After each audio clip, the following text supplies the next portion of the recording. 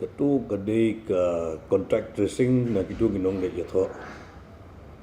Tira yo i klung ibadang Snem. But i la sumar hiyeng. Kinang positif tambah la sumar hiyeng. Ini klung ibayo yung pang di kitay ng sundam. Di kethay. Ini laisi mencuat ila confirm lab tested positive. La lab le ya ka tracing kontak yoki kelong negative. I biak I chat iklan. Dan problem I ruga.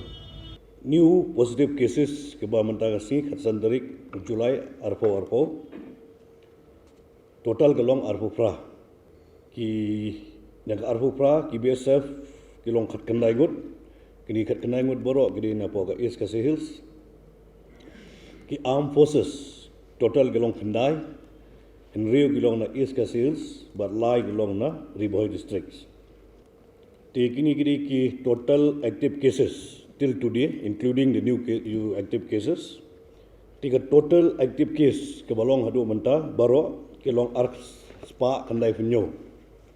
Ha East Khasi Hills kelong aspa andruway. Ki BSF kelong sispa kendai pufra. Others kiwei beri kelong sabu kendai, but ki armed forces kelong khat saw. Riboy total cases kelong R4R. East Gentia Hills kelong R.